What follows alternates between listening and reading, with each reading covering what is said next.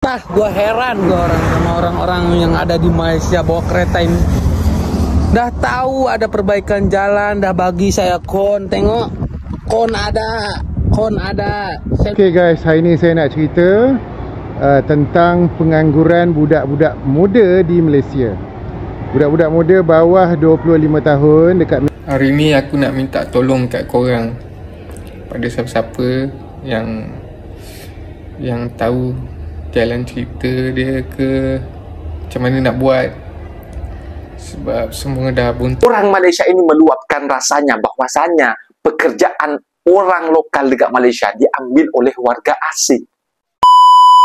Assalamualaikum warahmatullahi wabarakatuh. Jumpa lagi para sahabat dan teman-teman dengan Cak Farhan. Bagaimana kabar-kabarnya? Semoga kalian semuanya sehat-sehat saja. Yang sudah bergabung di videonya Cak Farhan, terima kasih banyak-banyak yang sudah setia menonton di channel ini. Saya doakan semoga kalian semua dimurahkan rezekinya, dipanjangkan umurnya, dijauhkan dari malak bahaya oleh Allah Subhanahu wa Ta'ala. Amin amin ya rabbal alamin.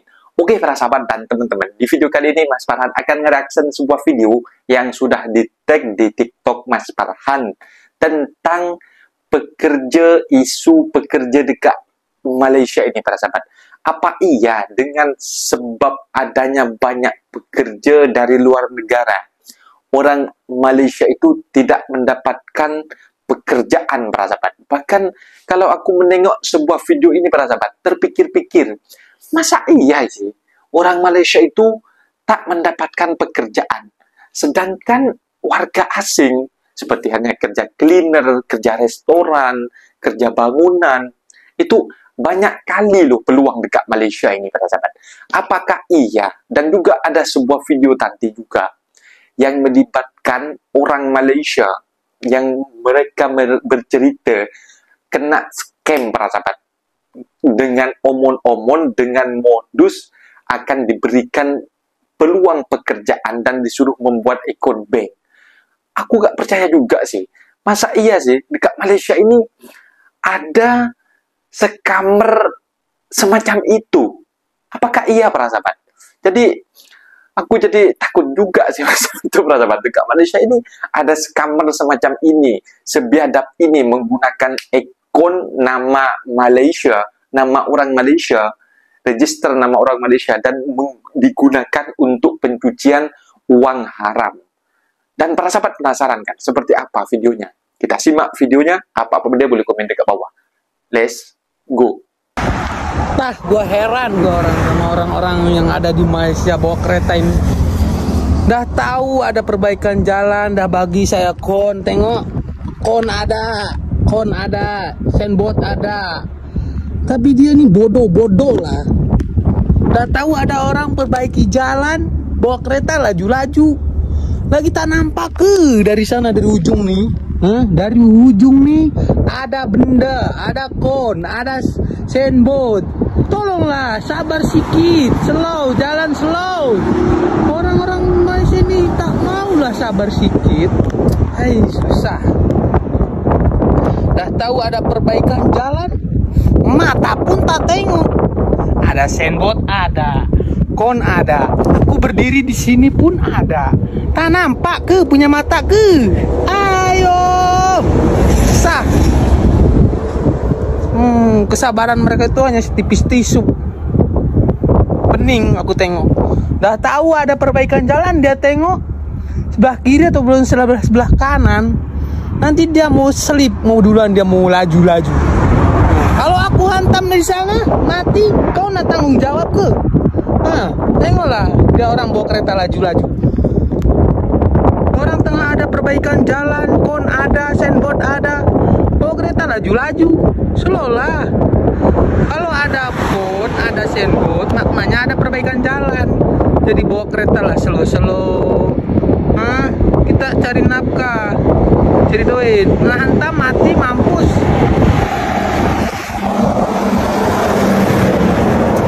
Nanti ku tengok apa yang saya cakap tuh tak ada tipu. Tengok. Nanti sabar, sabar. Nanti dia bawa kereta laju-laju, entah orang mana-mana. Janji orang yang tinggal di Malaysia ini bawa kereta tak mau slow. ada kon, ada sandboard, dia bawa kereta laju-laju. Tengok, tengok. Dah ada kon, dari jauh dia mau tengok belah kiri, belah kanan. Berurut lah, berurut. Okay guys, hari ni saya nak cerita tentang pengangguran budak-budak muda di Malaysia.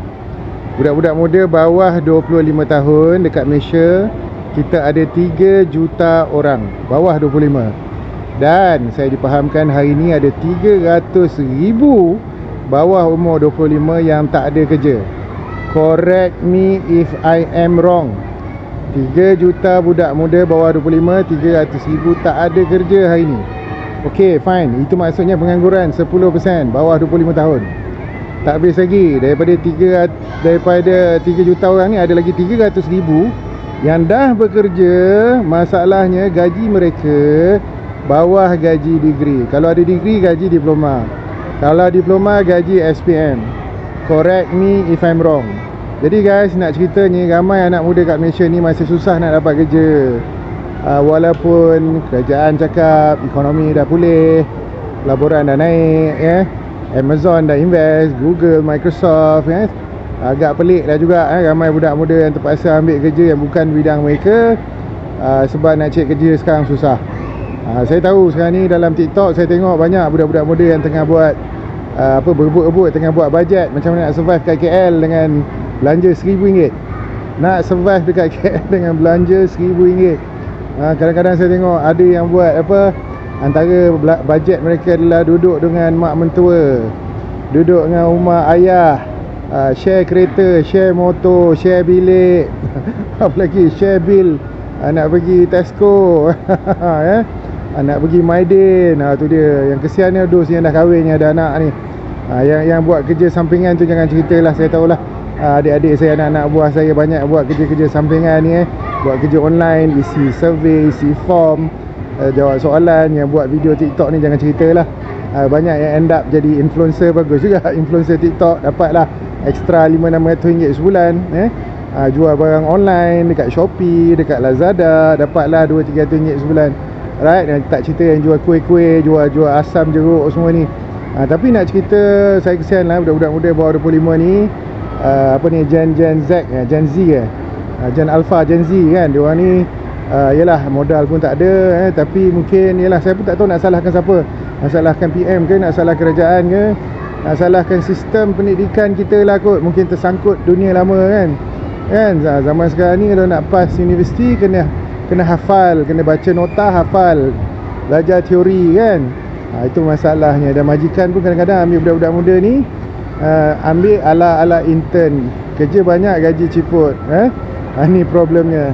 Jadi tak apa, korang-korang yang budak-budak muda ni, saya tahu kos hidup makin melambung, korang kena cari skill, belajarlah jadi investor ke, jadi trader ke, majikan-majikan pun janganlah kedekut, right? Tambah-tambahlah sikit budak-budak muda ni. Tapi tak apalah, aku harap korang ni survive, right? Cari pengalaman dulu, walaupun fresh grad, tak apa, lama-lama besok pandai lah, insyaAllah. Jadi guys, kalau setuju dengan apa yang saya komen ni, share, komen. Kalau tak setuju pun komen juga. Sama-sama kita jadikan ekonomi Malaysia ni, khusus budak-budak muda ni makmur insyaAllah lah 2-3 tahun ni. Jangan kerja pilih kasih, okay? Jangan ada birokrasi. Saya tahu kadang-kadang majikan pun pilih kasih, alright? Hopefully pandai-pandai lah korang cik kawan. Kabel-kabel ni dah tak pakai dah zaman sekarang. Okay guys, take care. Assalamualaikum semua. Hari ni aku nak minta tolong kat korang, pada siapa-siapa yang tahu jalan cerita dia ke, macam mana nak buat. Sebab semua dah buntu. Satu family aku dah buntu sekarang. Okay, aku nak cerita tentang adik aku. Isu ni tentang adik aku, yang mana adik aku ni nama dia Ijan. Dia umur dia baru 22 tahun. Tengah semangat nak cari kerja. Dia baru nak mulakan hidup. So dia carilah kerja ni melalui online. Dan dia dapat satu panggilan untuk datang temuduga di Kuala Lumpur. So adik aku pun pergilah daripada Melaka ke Kuala Lumpur temuduga, dan disuruh buka satu akaun bank dekat Hong Leong Bank KL lah. Tapi peliknya akaun tu bukan akaun peribadi, tapi akaun syarikat. Dan lagi pelik, masa proses buka akaun tu, datang seorang perempuan daripada Johor juga sign. Sebab yalah, akaun company ni mana boleh buka seorang atas satu nama kan. Kiranya budak perempuan Johor tu pun di scam. Okay. Tapi adik aku ni tak tahu apa-apa. Dia tak tahu pasal scam, dia tak tahu pasal benda-benda yang macam ni lah. I mean like, dia tak ada pendedahan. Okay. Lepas tu straight to the point. Lepas beberapa bulan dia buka akaun bank tu, dan tiba masa hari raya ke-5 tak silap aku, 2 pegawai polis dari Bukit Aman datang ke rumah dan menunjukkan satu surat borang yang mengatakan adik aku terlibat dengan pengubahan wang haram sebanyak RM50,000. So nak tak nak, adik aku terpaksa beri kerjasama dan dia dipanggil untuk soal siasat pada bulan 5 di bawah unit AMLA. Lepas tu semua settle, tak ada di lock upkan ke apa, semua tak ada apa. Polis tu pun cakap dengan adik aku, hang ni apasal bodoh sangat, tak tahu ke akaun kami. Okay, tapi aku tak nak ulas benda tu. Dan pada bulan 6 pegawai polis minta tanda tangan untuk pembekuan akaun. So kami fikir semua dah selesai. Tapi pada 7 Ogos terbaru ni, polis pula daripada Ceras mesej dia dan suruh datang ke balai polis yang terdekat. So balai polis yang terdekat dengan rumah adik aku ni, rumah mak ayah aku adalah balai polis Sungai Rambai. Adik aku pun pergi dan polis tu minta bawa adik aku ke, polis tu minta izin, abang saya kena bawa adik abang pergi ke Ceras untuk soal siasat. Ini adalah arahan pihak atasan. So adik aku dibawa ke Ceras dan di lock upkan satu malam. Besoknya 8 hari bulan Ogos, adik aku dinaikkan mahkamah. So bila sebelum naik mahkamah, polis lah, semua orang dah takut-takutkan keluarga aku ni. Kemungkinan biasanya denda RM6,000 hingga RM12,000, tak silap aku macam tu. So nak tak nak, family aku ni terpaksa lantik satu peguam. Peguam tu ramai dekat mahkamah masa tu. So lantik peguam dan tiba-tiba bila dijatuhkan hukuman, hukuman adik aku didenda sebanyak RM1,400. Tapi kita bayar RM3,000 lah dekat lawyer tu. So lawyer tu settlekan semua. Jadinya kita orang pun balik rumah. Kita orang pun dah cakap dah apa-apa beritahu semua, settle lah. Tapi 11 Ogos, adik aku tengah bekerja, polis datang ke rumah minta adik aku balik untuk bawa adik aku pergi ke balai polis Kulai untuk siasatan yang mana ada orang report atas nama akaun adik aku lagi.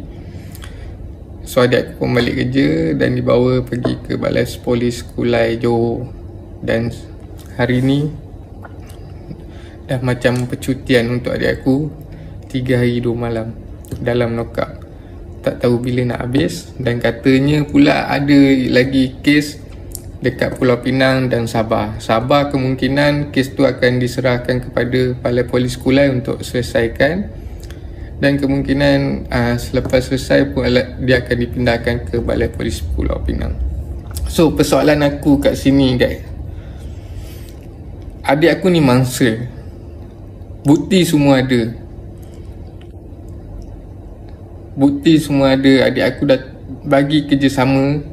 Tapi kenapa adik aku diperlakukan macam dia lah pemangsa, dia lah yang buat ni semua? Kenapa korang dia nak seksa mental adik aku? Adik aku pun baru 22 tahun. Kalau awalan dia nak menghidup dah diracun, kau rasa apa akan jadi dengan masa depan dia? Adik aku ni dia tak pernah lari. Dia beri kerjasama daripada awal lagi pun. Tapi dah kena kurung macam penjenayah. Macam adik aku ni yang buat salah. Tapi orang yang buat scam, scammer yang betul, kat mana dia? Happy makan dengan keluarga kan, tiap malam. So aku buat video ni, aku nak minta tolong lah, viralkan, tolong bantu untuk at least dapat keluarkan adik aku daripada lock up tu. Setiap malam baik aku nak tidur, teringat adik aku cakap, "Ngah, tolong ngah. Aku takut." Umur 22 tahun, apa kau expect? Mungkin hari ni benda yang terjadi kat adik aku, so kemungkinan juga boleh terjadi pada keluarga korang. Jadi hati-hati, dan aku minta tolong kat korang, tolonglah bagi aku cadangan ke nasihat, atau korang ada orang yang boleh tolong, boleh message aku.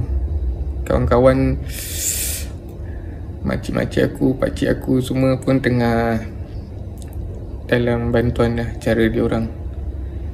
Okay guys, kalau ada apa-apa yang boleh bantu aku, tolong message aku dan DM aku. Assalamualaikum. Nah, itu dia para sahabat dan teman-teman, video yang sudah kita simak, bahwasanya katanya para sahabat, abang itu yang bekerja dekat Malaysia di bidang pembetulan jalan itu, orang Malaysia ini jalan tak slow-slow.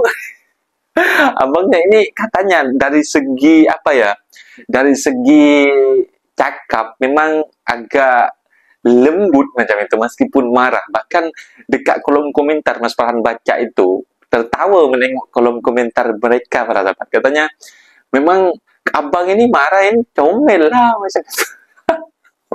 Jadi kembali kita dengan yang kerja tadi para sahabat. Apakah iya para sahabat? Apakah Malaysia itu bagi warga Malaysia sangat susah untuk mendapatkan pekerjaan? Tetapi menurut Mas Farhan sih, menurut Mas Farhan, asal tidak pilih-pilih kerja, tapi kalau dekat restoran yang Mas Farhan tahu, semua warga lokal yang bekerja dekat tempat restoran yang Mas Farhan alami, termasuk di tempat kerja yang sekarang ini, majoriti semua itu mempunyai jabatan para sahabat. Warga Malaysia itu diagungkan, warga Malaysia itu diistimewakan macam itu. Seperti halnya di-apply supervisor, manager macam itu. Jadi mereka itu apply yang ini dua-dua saja, macam chef macam itu. Itu yang mereka itu apply itu semuanya warga Malaysia para sahabat. Jadi jarang sekali orang warga foreigner itu dekat Malaysia itu dikasih hati untuk mendapatkan jabatan yang enak macam itu. Itu jarang sekali para sahabat, setahu Mas Farhan. Dan juga apa ya, menurut Mas Farhan juga semacam lowongan pekerjaan, dan baca di kolom komentar mungkin yang tak dapat pekerjaan itu orangnya jenis yang suka pilih-pilih kerja. Tapi kemungkinan sih, tapi menurut Mas Farhan memang pekerjaan dekat Malaysia itu banyak banget, tak semudah dibandingkan dengan dekat kampung Mas Farhan. Gaji sudah tertera kalau dekat Malaysia. Kita langsung interview, tapi hati-hati, dengan hati-hati.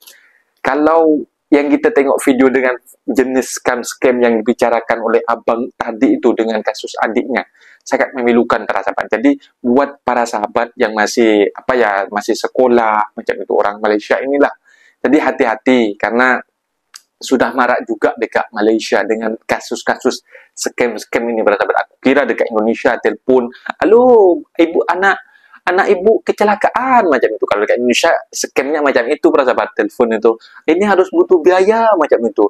Jadi kalau dekat Malaysia katanya yang diceritakan abang itu memang sangat menjadi korban, dan juga adiknya menjadi korban, dan juga harus ulang alik, bahkan masuk lokap juga ke polisi macam itu. Jadi kasihan banget para sahabat. Jadi hati-hati dengan scam tersebut, dengan akun-akun pribadi kalian itu harus hati-hati, jangan sampai kena scam kalian macam itu. Gunakan akun bank kalian itu hanya untuk diri kalian sendiri, bukan untuk orang lain. Mungkin videonya sampai di sini para sahabat, dan teman-teman, apabila ada kata benda yang silap, Mas Farhan minta maaf sebesar-besarnya, mohon dibenarkan di kolom komentar. Assalamualaikum warahmatullahi wabarakatuh.